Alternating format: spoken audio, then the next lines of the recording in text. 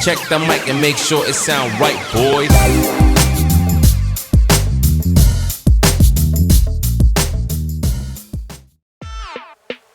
Hi, hello, this is Charlie Jose and you're watching another episode of UpStreamCharlie.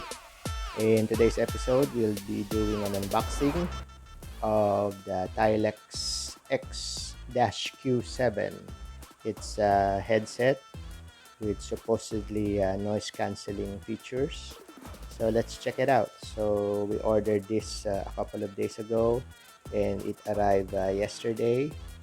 So let's see how it looks like. It's my first time to see this in person. So we saw this in the TYLEX store.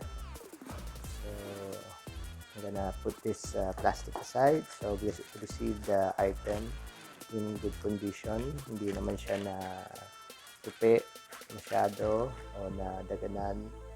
So okay naman yun pagka-deliver. So let's see. So ito itsura niya, black and white with gray yung packaging. Okay. So yung specs nanto, meron siyang horn outer diameter 10 millimeters.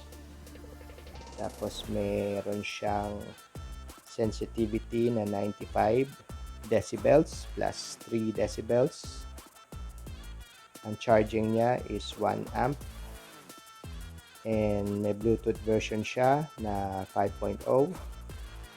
Yung battery capacity niya is 100 milliamps. And ang charging voltage niya is 5 volts. So, yan. So, ito yung XQ7. Mukhang ito yung nakikita kong pwede mong pang-jogging. Ilalagay mo sa likod ng leeg mo. So let's try to open this one and see how it looks like in person. So okay, nice packaging, and tabi natin muna yung box. So the box maganda siya, matte coated. Tabi natin to. So kasama ng packaging is yung charger niya. So micro USB charging. Tapos meron sobrang accessory para sa butas ng tenga mo. So ayan, depende sa size ng tenga mo, meron silang additional supply for the ear cover.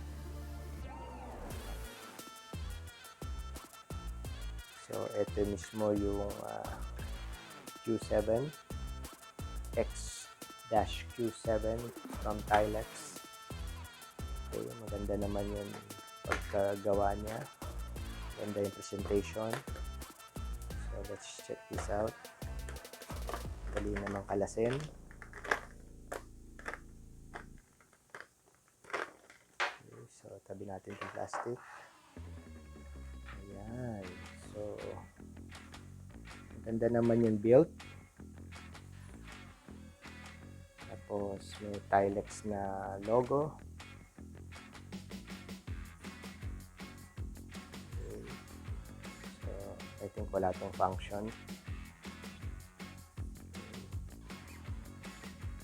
Tapos, dito sa kabila naman, maliit na bar.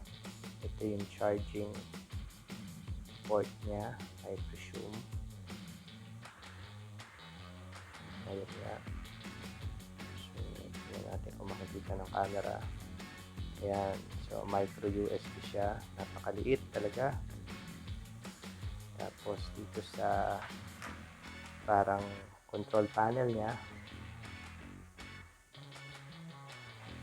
So, dito para sa new. Okay, so ito yung parang controls niya. May maliit na control panel, negative, positive. Alam na natin to sa volume, tsaka ang skip ng files. At sa gitna yung play button niya. At dito naman ang kanyang on and off din. So check natin kung check natin yung sa charging cable niya.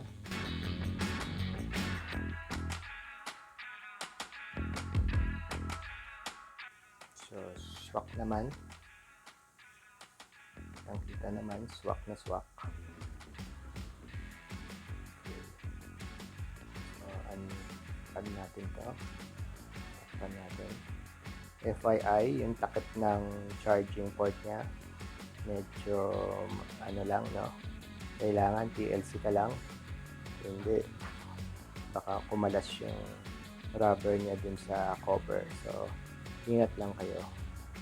So how to turn this on, so na yan. Okay, so ito yung play buttons.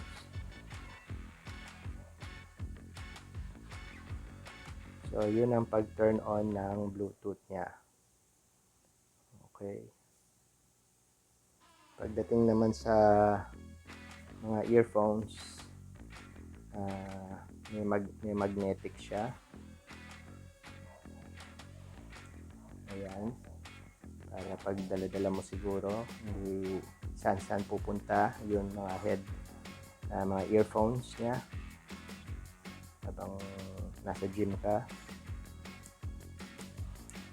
Mamaya I'll take some videos, suot ko to for you to see kung paano siya dapat ilapat sa katawan mo at sa leeg mo at sa tenga mo.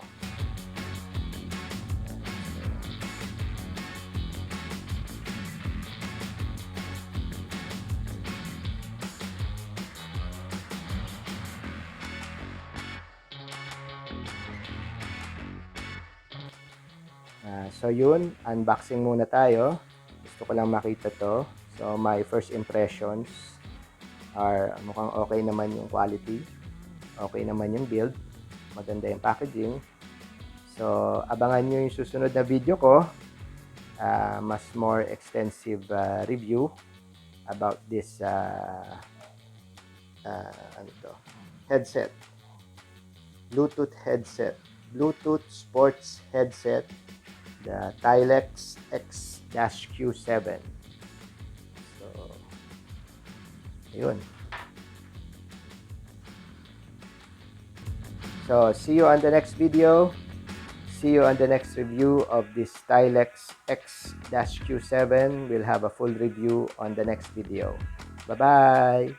See you next video. Bye-bye.